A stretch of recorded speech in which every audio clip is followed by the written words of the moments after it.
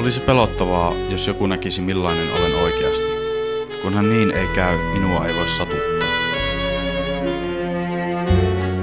Jo antiikin aikoihin kirjoiteltiin runoja, mutta Karista Piree kirjoitti runon Ylösnousemus vasta vuonna 1794. Minä sentään olen jotakin. Olen taiteilija. Taiteesta löytyy totuus. Turha niitä kirjoittaa, kun ketä ei kiinnosta paskaakaan.